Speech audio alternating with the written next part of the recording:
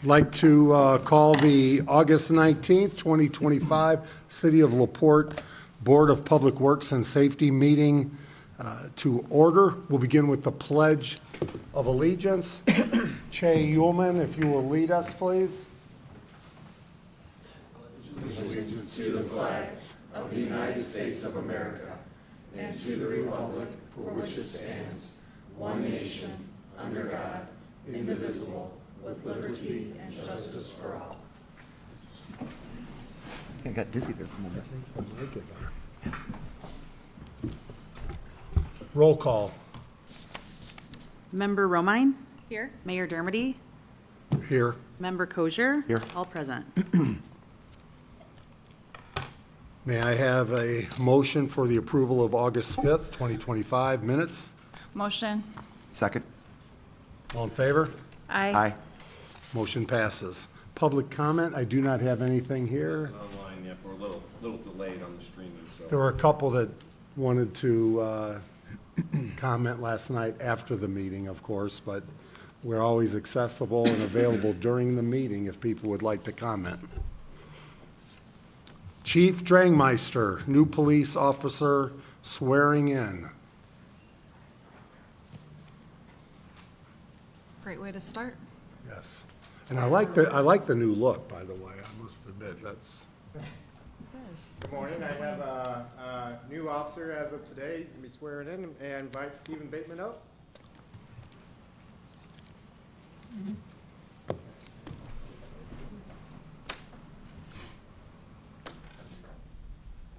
right. Raise your right hand. Repeat after me.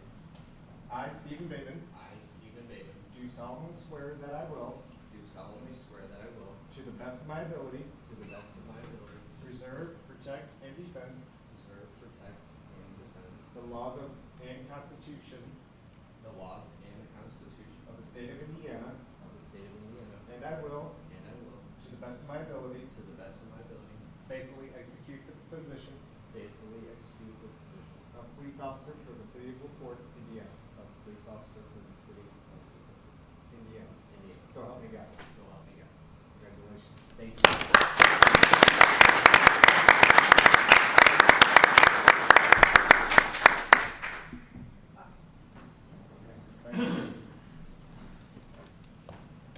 We'll get you a copy of this.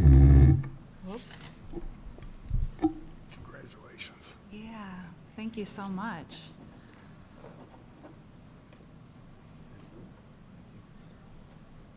So he goes down to a physical assessment on the 25th, and then September 2nd is the first day of academy. Congratulations. Stephen, would you like to introduce your family? Tell us a little bit about yourself. So I graduated from Boulder. I come from healthcare, fire and military. I was a military police officer. My prized possession would be my daughter, Aww. Emma, and my wife Alicia, and I'm also followed by my mom and dad.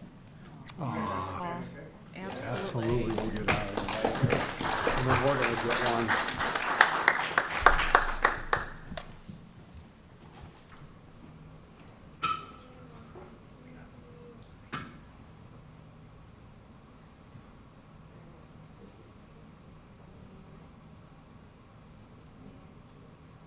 Yeah, we could get in other officers. Jess, come in, Mark, Mr. Kosher.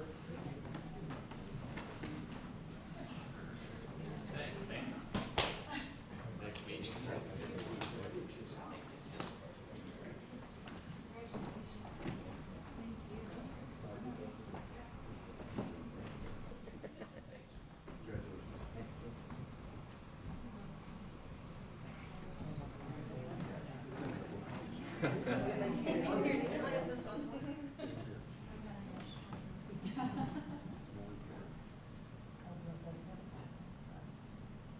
Equipment here, 1, 2, 3.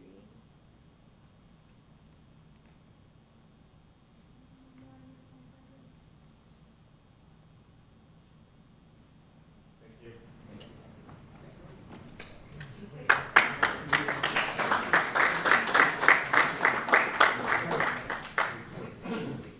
Mike, thank you.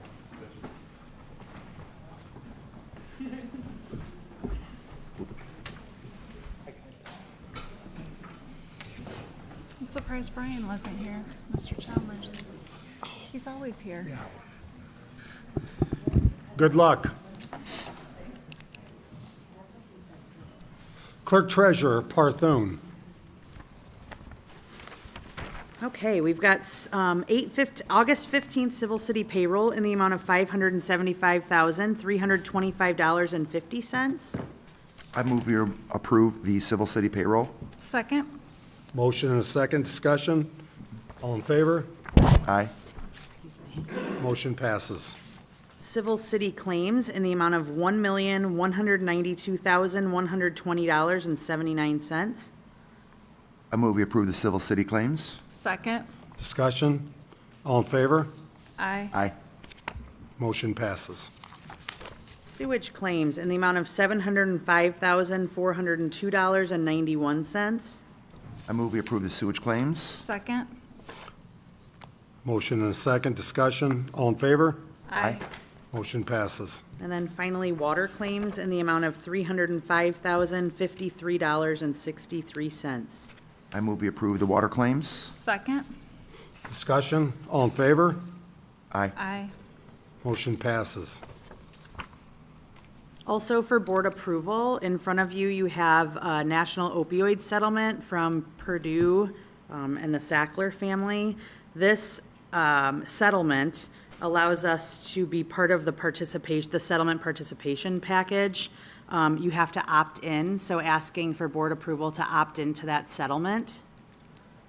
Make a motion to approve. Second. Discussion. Yeah, we don't, there's no determination on an amount yet. No, That's still that, up to- okay. opting into this will then put us into the pool of funds, and we'll find out what we're eligible for, Okay. what our community is eligible for.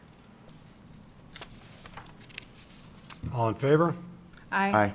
Opposed? Motion passes. Thank you. Department head reports, I know we've got one that's at a Jerry is at a wastewater convention, and Mr. Werner will not be here today. So let's begin with Jess Spoljaric. HR. Dan Drake, Code Enforcement.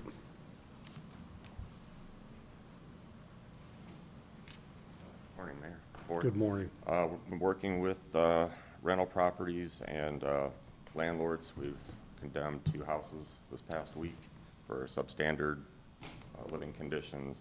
Also helping the landlords get some problem tenants out so they can start doing the repairs that need to be done. I will tell you, we still have landlords that think they can provide below, what's the proper term I want to use? Below standard housing, and landlords and on Maple, over in Kingsport, and it's unacceptable. And if we haven't shared what the community expectation is, I don't know what else we can do except doing what you're doing. So, thank you. Mayor, I could just comment that their code enforcement, I regularly handle the condemnations for code enforcement, and I give them a lot of credit. They got to deal with some difficult people and some difficult situations. Sometimes they try to work with them, and then too often it gets to the point of condemnation, but they are rapidly doing them. And when you look at the 5 to 10 things that are always identified as the basis, it's not acceptable that people live in conditions like that they have to live in. Is it typically the renters that highlight, an issue? Or how are you finding out about this? How is code finding out? Some you can tell just from looking at the Okay, outside. sure, yeah. We do get calls from tenants wanting us to come in and check things out. And then we'll find more once we get in. So then we have to address those issues. And if the landlord's not willing, then we have to go ahead with the condemnation. You can drive by 1112 Maple, I think it is, and it's just unacceptable how it looks from the exterior, let alone from the interior, once we get in there. And, these out-of-town landlords that think they're doing us a favor, or this is a non-for-profit business, they need to keep it up to our commitment or up to our standard, and they don't want to do that, so. Thank you. Thank you. Craig Phillips, Planning. Nick Minnick, Engineering. No report, thank you. Clerk Treasurer, Report, thank you. Legal, No items on the agenda today. Chief Drangmeister. I just wanted to talk about our field day we had this past Saturday. It was in the first field day we had, and pairing up with our awesome social worker, Caitlin Kalisik, she helped me organize this, and it was a great event. We had a lot of fun. It was hot, but we had a lot of fun. So a lot of kids got to go out and play with the obstacle course and stuff, and mix with the officers. So good time. Chief Snyder, No report. IT. No report, Mr. Mayor. Leap. No report, Mayor. Nothing? You'll bring up Beechwood Lakes at the meeting here. Yeah, it is on the agenda. Mark Schreiber, Parks.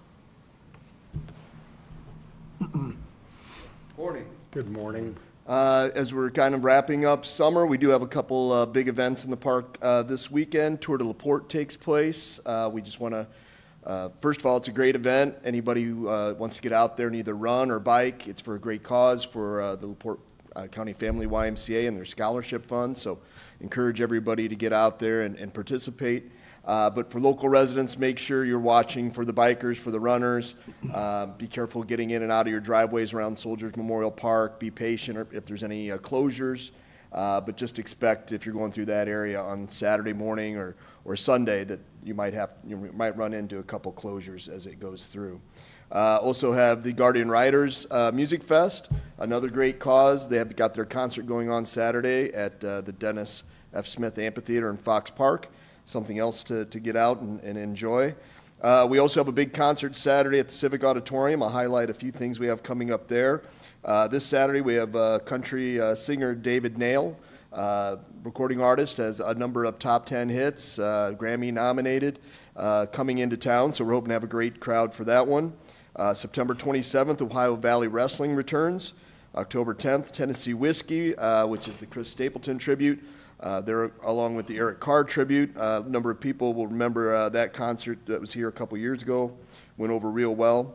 And October 17th, we have Brass Transit, which is a Chicago tribute that national touring and one of the top ones in the country. So hope to see good crowds for that. Also, Hoosier Star will be at the Civic on September 13th. So support the orchestra for that one. Also, just wanted to mention we have junior rec gymnastics and pottery also going on at the Civic.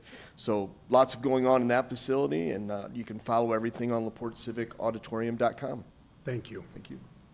Mike Frey, Streets.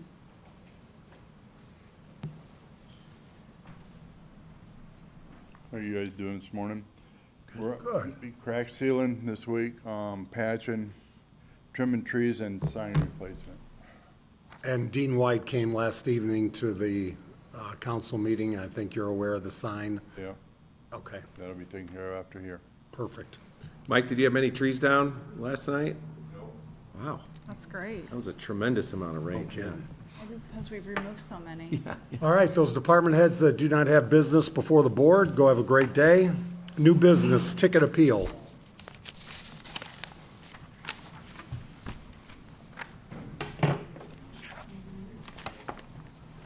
Morning. I have a single ticket appeal, but it is for 2 tickets. The tickets were given on August 5th and August 7th in a restricted parking. Her appeal states that she parked in front of a blank sign. There's no visible, no parking instructions, so the sign is there, but it's not readable. So I asked our police department to go look at it, and their recommendation is that, or their statement is that it cannot be seen, it cannot be read. That she would not have been able to read the restricted parking, and their recommendation is that the ticket be voided, the tickets be voided. Do I have a motion to approve voiding of the ticket? So moved. Second, Discussion. and the sign's going to be replaced? or Yes, has he been? already had made that recommendation to the street department to replace the sign. Great. Just so the car didn't move for 2 days? Like it I was just don't parked there, know, it sounds like? she works at the hospital, I didn't ask that circumstance. It was I believe it was a no parking 1 to 6. So yeah, she was just parked there overnight. Okay. All those in favor? Aye. Aye. Opposed? Motion passes. My second thing is just to acknowledge the Deserving Children's Roof Sit. It takes place on Friday, September 5th this year. They block off part of the street. They do not block off an entire street, so they're not really required to get permission from us to hold their event. They just like to give us fair warning that it's coming, and also invitation to come by and drop some money in their bucket and help them raise money for the deserving children. They always work very closely with, our police and fire and street department to make sure that the street is blocked off in a visible manner and that emergency vehicles always know what they're doing. It's a fantastic. So you don't need a motion? Nope, there's no need. Yeah, it's an amazing, get out, support, it's an all-day affair. Christmas time, though, if we could tell Beth West, that's, I think, 2 words. I will tell her. I'll make sure she knows. Yes, but besides that, again, what a great event with Dennis Siddell, and they're excited for another great year, and what a difference they make. Thank you very much. Thank you. Thanks, Annette. Bert Cook.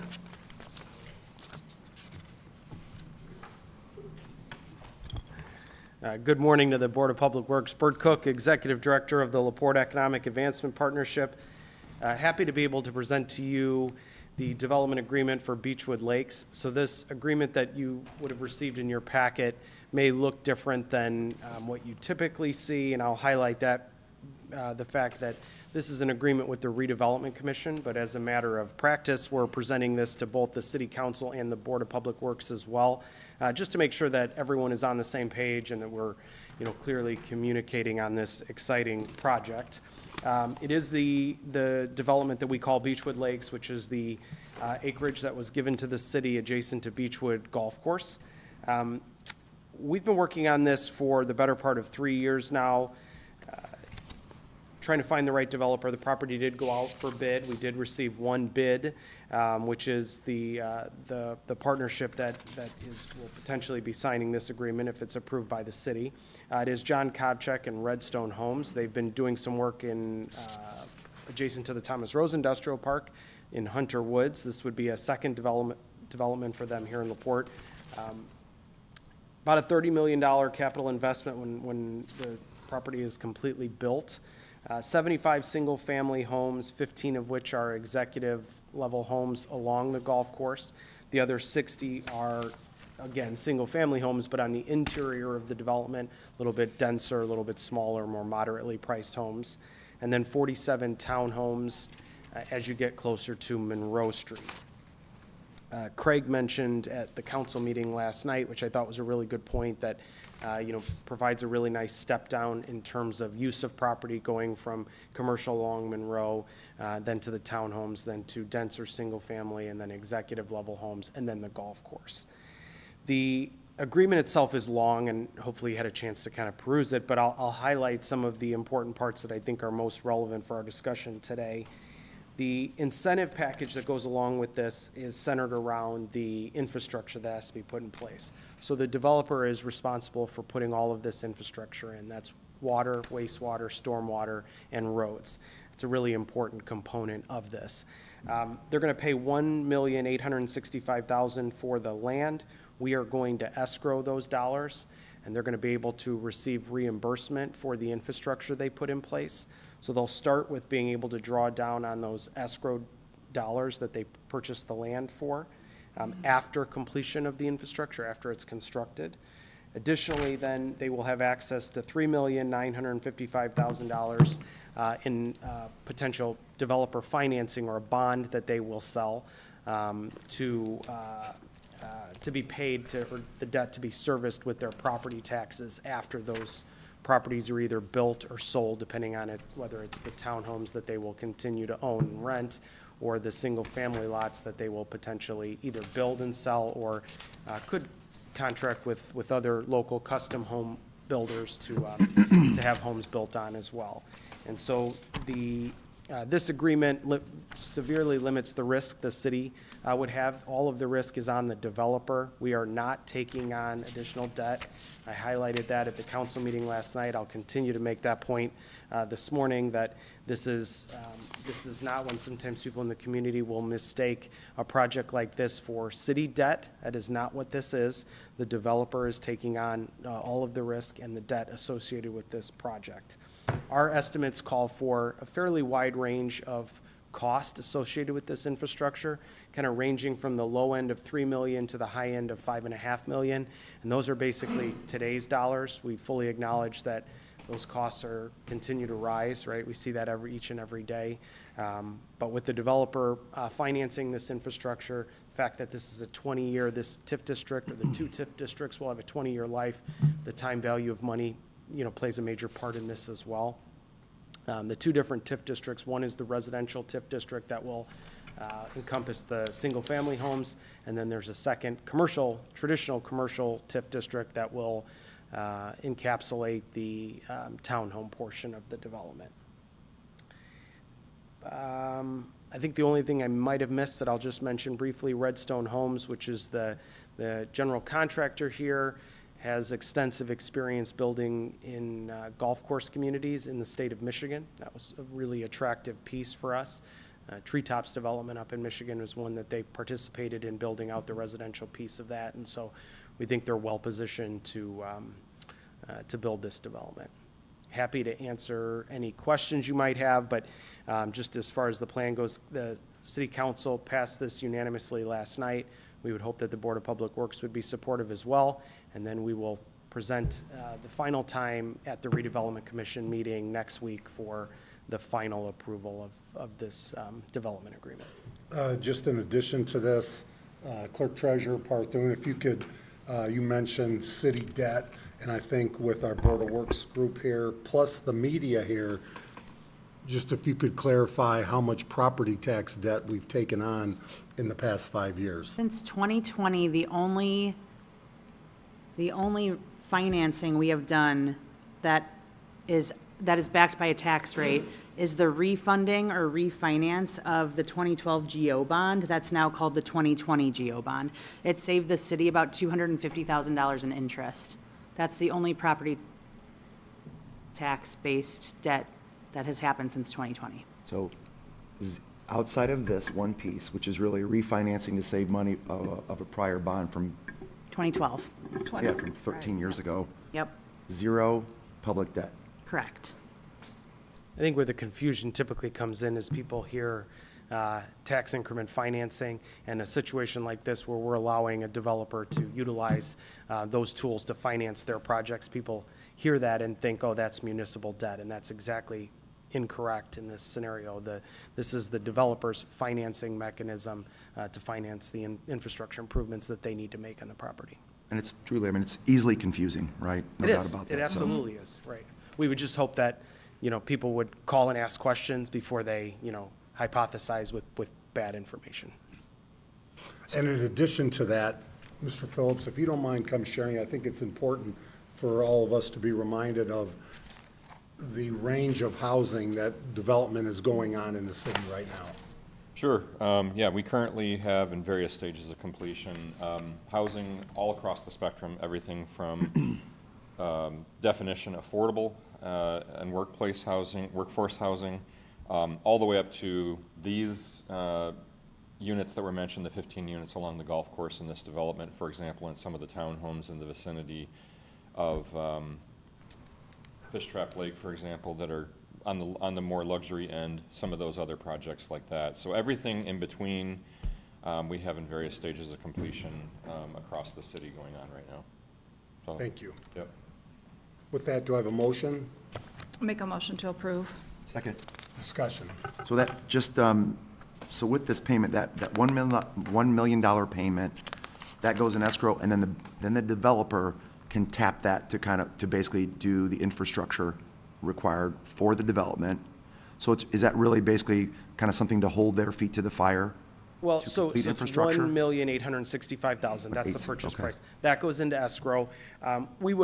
again, I don't think that this information, I don't think they're concrete on this yet. It could change a little bit, but I would fully expect them to phase their infrastructure in, right? So I don't think it'll be multiple phases, I mean, maybe two.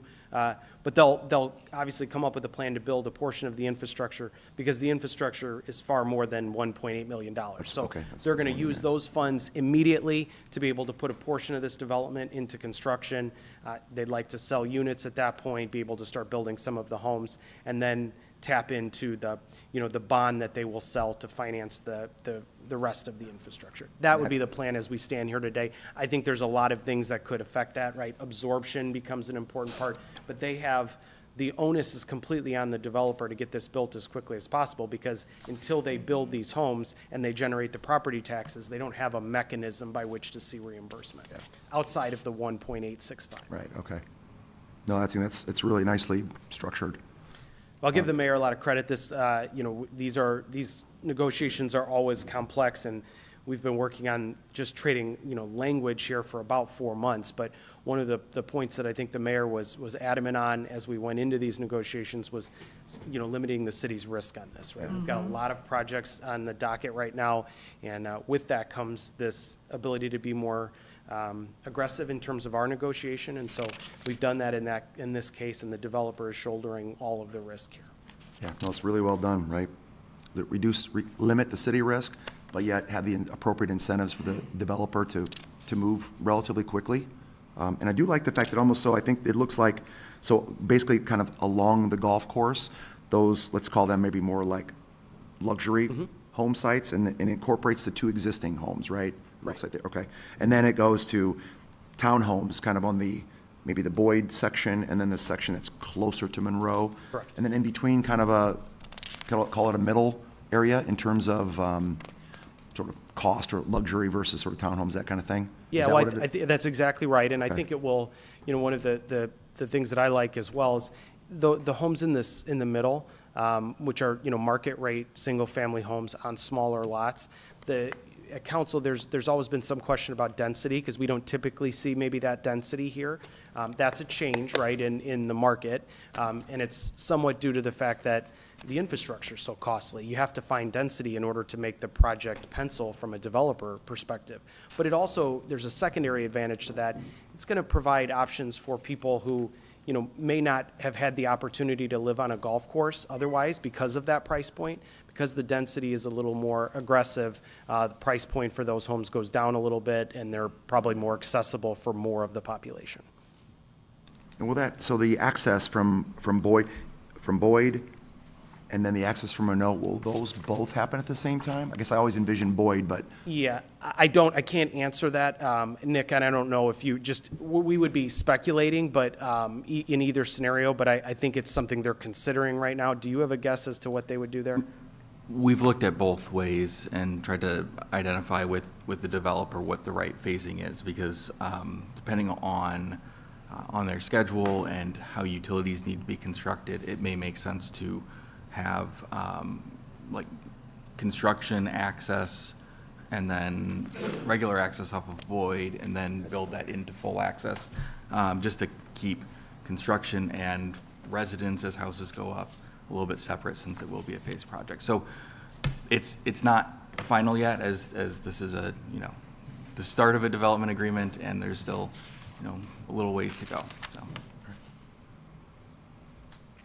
Further comments? What's the timeline gonna be for them to start, once this is approved, what's the timeline for them to start actually getting shovels in the ground? Yeah, so the agreement calls for them to begin construction within a year. Again, I'll go back to, and Mark mentioned it, but, we obviously want them to do the appropriate planning, and we want to get this started on the right foot, but there's a very strong reason for them to get started as quickly as possible, because that is how they see the reimbursement for the infrastructure. So I think in the spring of next year, we will be looking at, the true beginning of construction on this project. And how many total units are there between executive townhomes? So 75 single-family homes and 47 townhomes. I think that's 122. And 15 executive? The 15 are part of the 75. 15 are part of the There's 15 75. executive-level homes and 60 market-rate single-family homes. So 122 is the total unit mix. And again, Is there gonna be an association as part of this? I mean, are there going to be able to be VRBOs, Airbnbs, rentals? Yeah, I don't think we have like definitive, but I would fully expect there to be a homeowners association. Okay. Further questions? All in favor? Aye. Aye. Opposed? Motion passes. Thank Thank you. Mr. Jackson, or, yes, let's go to Mr. Jackson here, wastewater basement protection grant. I know you were with NIPSCO, so thank you for coming in. It's amazing with the rains, how it used to be, and now you're down to one because so many basements being taken care of. It is better. We had 4.3 inches of rain last night, so may have some more. This is for the address 1407 Michigan Avenue. The total amount is $4,580. The city's share would be $3,685. Recommend approval. How much is the city share? $3,685. Didn't we have a cap at We do. 1,500 or, No. 5,000. I'm sorry, 5,000, okay. Yep. And a cap of 20,000 for the year, but none has been used out of that appropriation for 2025. Do I have a motion to approve? So moved. Second. Discussion. All in favor? Aye. Aye. Motion passes. Thank you. Before we go to that, Mr. Warner cannot be here this morning, but there is a purchase of used equipment, a mower from Heinhold and Feller for $5,500. The current mower would go, of Water Department, would go to the code enforcement, who is in desperate need for a mower. They lack one that works, and unfortunately, we are cutting many properties that are left That are with high vacant. grass, vacant.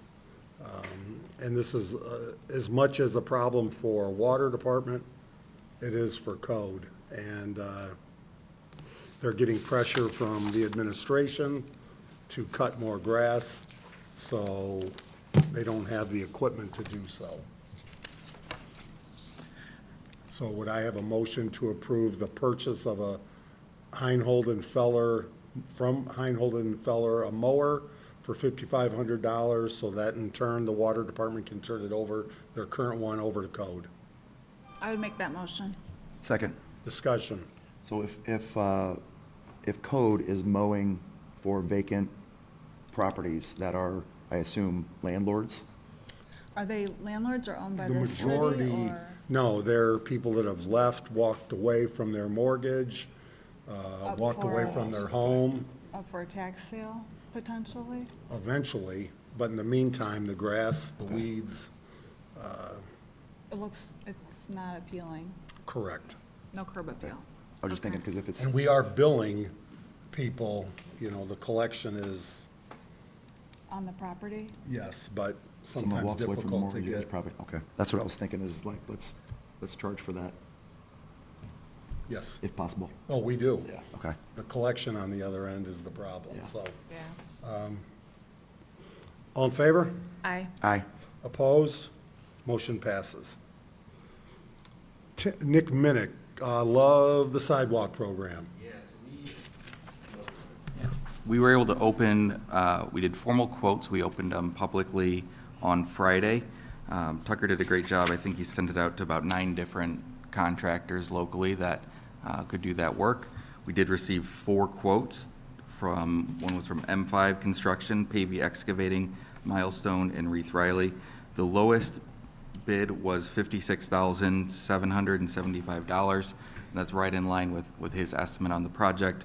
It's Pavey Excavating. I would recommend award to Pavey Excavating in the amount of $56,775. Make a motion to approve. Second. I know Mr. Minnick loves to do this to me. I'm sorry. Oh, I didn't know. Annette printed that one. We said, okay, so Pavey. Okay, 56,775. Yes. Yes. Okay, and just, did you have the reminder of the breakdown? I know Mary Ann's not here and I can't remember. of Yeah. the, I mean, so, you mean breakdown as to contractors? what we're they- doing? No, what, Oh, so the ADA project is essentially ADA complaints we can address currently, and I think we actually are going to be addressing all of them that we have kind of in the system. And then any additional work, we're focused on kind of meeting our obligation to help have safe ADA accessible sidewalks adjacent to Indiana Avenue when that construction is occurring. So generally, it's a little bit all over the place because these are focused on the complaints that come in, but otherwise, it's also along the Michigan, more or less, for Indiana Ave. but this could be one square where a tree has brought it up. It won't be Yeah. the whole block, but it could be. Correct. Yep, these are just correcting ADA deficiencies. They're not replacing a whole block or anything like that. Further comments? All in favor? Aye. Aye. Opposed? Motion passes. Dedication of right-of-way. I have a dedication of right-of-way plat. I'll bring, if you'd like to see it.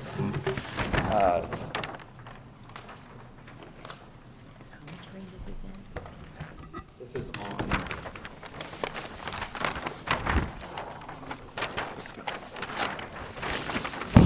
This is for the East Shore Townhome development being developed by Jerry Fedorchak and his development firm. We don't go through the normal subdivision process when we have a condo project like this. So essentially, a subdivision is dividing land to create more buildable lots. You're not creating more buildable lots.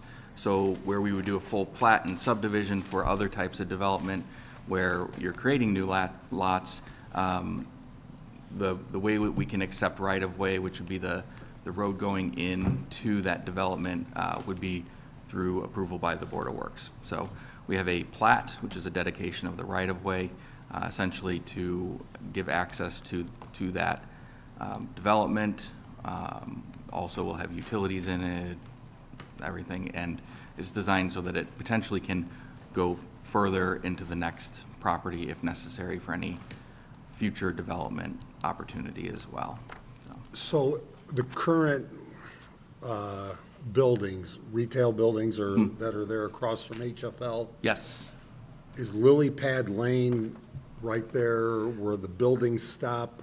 Lily Pad Lane is essentially right across from HFL. So it's really a nice concept where there's some offices on one side of the development, and then it kind of steps into some townhomes on the other side. So it kind of gives an opportunity for kind of live, work, different things like that. I think we're only looking at Lily Pad Lane right now because. Cool name. Yeah, it works. There's another access road that comes back through.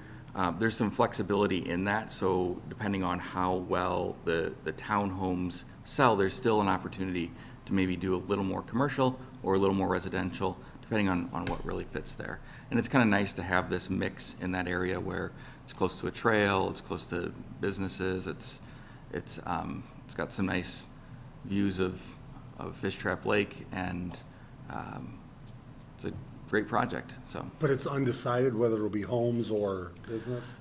Right now, it's planned for homes. But the second road that we're not talking about yet today, there's still a little bit of flexibility there as to what the buildings on that end up being. They're planned for homes, but I think we may have some other options depending on. Are you talking about, when you say the other, you're talking about the The one that ones that comes back off up. of Lily Pad Lane? Yeah, the ones that back up to the existing businesses, the existing commercial. So just kind of picture, I guess, stuff, I drive by that a lot, but, so basically, the businesses that are there, they kind of come up to this area right here on the plat map, like this Yeah. is where they're at? Correct, yep. Okay. So obviously, there's enough room to have this piece that we're talking about, and then future potential here? Yes. Okay. Yep. It's a beautiful area. Yeah. And his homes look great on the other side. I do. Have been popular. I think they're all filled. So, geez. All in favor, or do I have a motion? So moved. Discussion? Nice lead-in Yeah, to the motion. I didn't know where you were going there. Ballroom dancing. All those in favor? Aye. Aye. Opposed? Motion passes. And then I was going to ask for the Truesdale Construction Project closeout change order to come off the table if that would be the appropriate time. Do I have a motion From the to table. have the McClung Road, Truesdale. Truesdale. Truesdale, come off, Taken off. taken off? Can we take it off the table? Take it off the table. Remove from the table. Do I have a second? Second. All in favor? Aye. Aye. Okay, now that it's been taken off the table, We have change order number 4. Change order number 4 is kind of just cleanup of all the little things that happen throughout the project. And then at the bottom, we also have a final cost adjustment based on quantities. The total increase in the contract is $92,072.37, taking the contract to $8,504,927.29. That's about a 10% increase, but if you'll remember, we added the Marquette Alley, the trail link between the Clear Lake Loop Trail and then the trailhead, and then some of the filling of the basin. So these were redevelopment commission projects. So really, we're 10% over, but we're under on the Truesdale portion, and we're able to utilize the benefit of Reith Riley in the area to get some other projects done too. So I would recommend. for example, just an For example, we had previously bid the trailhead at the end of Newport Boulevard, and we never executed the contract because we weren't comfortable with the amount and everything. But then with Reith Riley working adjacent, we were able to kind of rework that contract and then fit in it as a change order here. So we saved some money on the trailhead because they were already mobilized to do this other project there. And boy, do I see a lot of people using the trails, biking, walking. It's if you build it, They will come. they will come. So, do I have a motion to approve? So moved. Second. Further comment? All in favor? Aye. Aye. Opposed? Motion passes. All right, and then the final pay application is in the amount of, this removes retainage and pays out the change order items, $991,387.24. This payment will come from a couple different accounts. The whole project has been like that. Some redevelopment commission funds, some grant funds, so I would recommend approval in this amount, but pending working with the clerk treasurer's office to identify the proper funds for that amount. Motion to approve? So moved. Second. Comment? And then this is complete. That's it. All in favor? Aye. Opposed? Motion passes. Unfinished business, other business? Yes, 2025 Employee Appreciation Picnic, September 12th from 11:30 to 2 at Cummings Lodge. And the term we'll use is the hot dog bar. With that, do I have a motion to adjourn? Real quick, Oh, Mr. Jackson. just wanted to report this. We had 4.3 inches of rain last night, and we had a combined sewer overflow at the sewage treatment plant, which is first time in 5 years. So I'll be filing a report to IDEM to report that. Additionally, our generator was acting up, and it was enough to keep the treatment plant running, but just barely. NIPSCO got the power on just before I talked to you this morning. So we're back in normal operation, but I got a generator tech there fixing the generator. And I'll show you some video. We had a pretty good overflow. That was a significant rain. Between all day yesterday and then overnight. Yes. Yep. Yeah, it came down, I mean, it just came down yesterday. And none of the work you're doing at the plant or could be doing at the plant would address this. Well, the generator was gonna be replaced, so that would have been helpful, because probably, this one's old, probably would have run without issues. It is going to be replaced. Is that what you It said? will be. Yeah, that's part of the Headworks project, is replacing the generator. So when we talk about water increases, sewer increases, if we don't do those increases to get the work done, this is what will happen. Yep. And our residents deserve the improvements. But again, when you see NIPSCO increases at such a high percentage, that even makes water and wastewater difficult. And the numbers we're looking at to fund the Headworks and everything are significant, but they're not on the order of NIPSCO's rate hike, so. But yeah, that's hard on everyone when you start stacking up these between various utilities. So with that, also tomorrow, the city, Courtney, and our office are hosting Baker Tilly, and we have close to 50 basically elected officials from trustees, from school systems, from the county, the cities that are gonna, Baker Tilly's gonna walk through Senate Bill 1, the opportunities that present based on the legislature allowing local units of government to take the heat by potentially raising taxes of some sort in exchange for the $200 or $300 you received in savings on your property tax bill. So it's going to be a 2.5-hour meeting. I want to thank the Glue, Annette Leffler, for putting it together, and we should bring out some topics, good topics, good discussion, because I think it will be difficult if every unit of government goes and taxes on their own versus working out together, whether it's the wheel tax, a local income tax, all food and beverage tax. You know, we have to look at holistically what the tax scenario is, because people, as you've seen the NIPSCO increases, and people, it's difficult for them to afford that. And then we just mentioned water, wastewater, but nobody does not want the best service available. And I'm sure if I look at both chiefs here, calls for service have not gone down because money has. People still want that expectation that,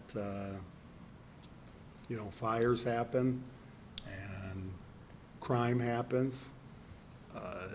So, you know, those are all balances, and the clerk treasurer has done an amazing job at kind of spreading out where the funds, what losses we're going to see, reductions and so forth. So we're fortunate to have her leading the charge, so thank you. That's fantastic. With that, do I have a motion to adjourn? So moved. Second? All in favor?